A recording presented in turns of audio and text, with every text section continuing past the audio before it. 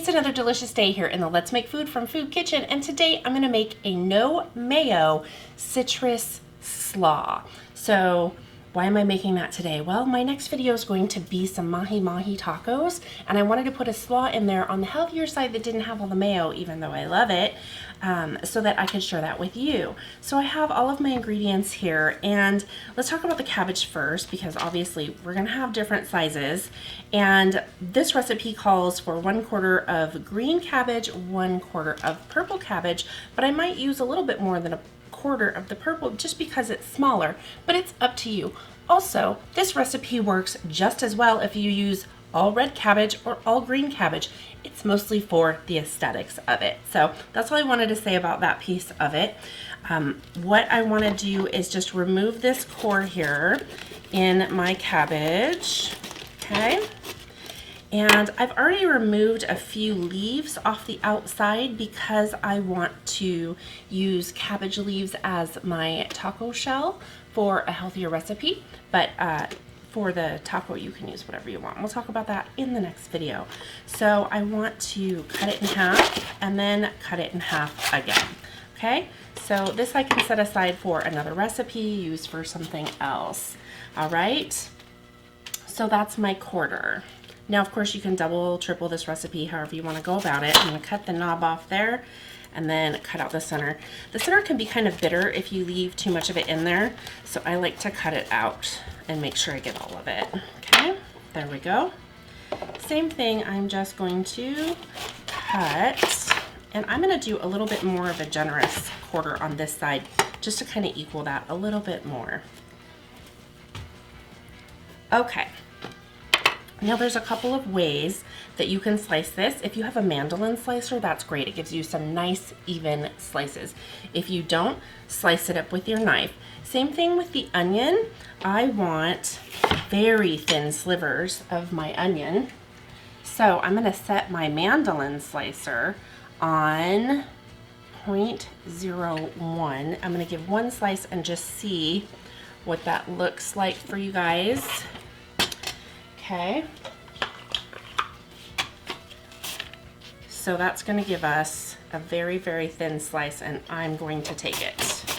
Okay, so again, if you don't have a mandolin slicer, you don't need to rush out and order one. You could just slice this with a knife. However, if you like kitchen gadgets and tools, this is a great one to have around for some of these really fine slicing dishes. And I'm going to take some of these bigger chunks out and just use the little ones, otherwise you're gonna get a big bite of onion. Okay, up next is our cabbage. So once again, you can take your knife and just, I'm gonna turn it this way so you can see, very thinly slice it. Very, very thinly, ribbons, okay? So you can do that with the mandolin, or you can do it by hand if you've got some good knife skills. Just try and try and try to keep it very small slices. Once I get there, I'd like to turn it around, otherwise these end pieces tend to start bunching up on me. Okay. Now, if you don't want really long ribbons, you could just take your knife and cut it in half like that. Okay. Once you get down to this last little bit, it can be challenging, so watch your fingers very carefully. I like to take my fingertips and kind of curve them, so that if my knife slips a little bit, that it's not going to catch my fingertip. Okay, now I'm going to move this aside. Okay, next let's do it with the mandolin.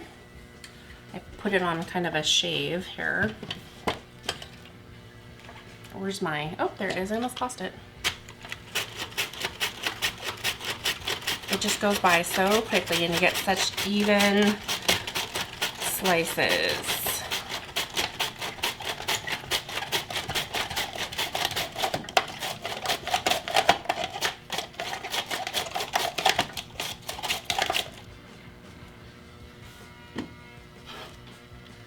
Put this in my bowl and just give it a little stir. It doesn't really need to be yet, but I want to check my color.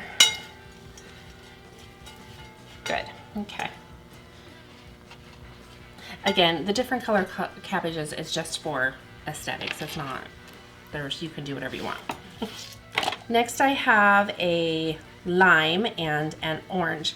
I am going to zest about half of this orange into my bowl. We're just putting everything right on in there. Why make more dishes today? I don't want to do more dishes today. Okay. Okay, and then I'm going to zest the whole lime.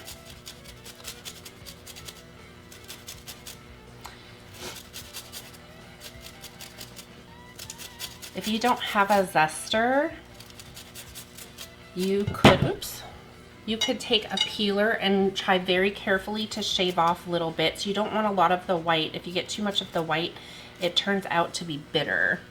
And this particular tool does a little bit too big for my taste, but I can't find my small one right now, so I'm either gonna have to find it or replace it, because I don't always love how much bigger the pieces are from here, especially in a dish where you're not cooking it. Okay, I'm just gonna wipe that off and I'm done zesting.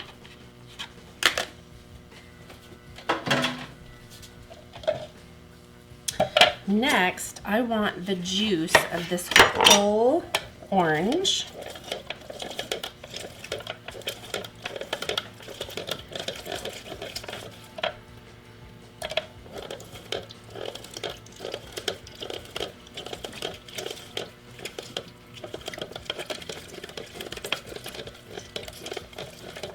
Okay, and the same thing with this lime. I want all the juice out of both of these.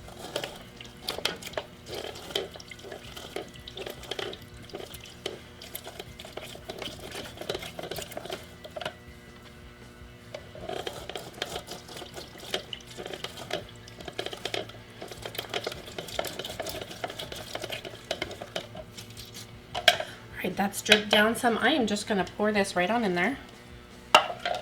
Okay, and then I have my olive oil. There's about 1/4 cup. And I'm gonna take, this is my homemade apple cider vinegar. I'll put a link down below for that. And we're gonna put 1 tablespoon in there. Okay. And I have about 1/2 teaspoon of kosher salt. And if you like pepper, you can fresh crack some pepper in there.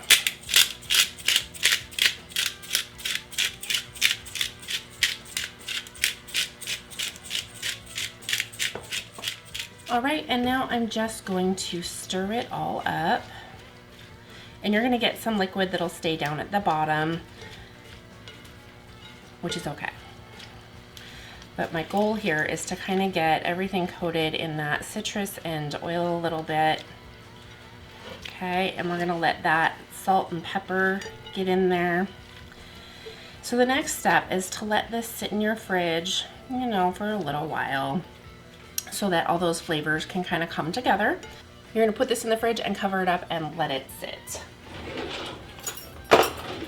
But before we do that, I'm gonna taste it and see where I'm at.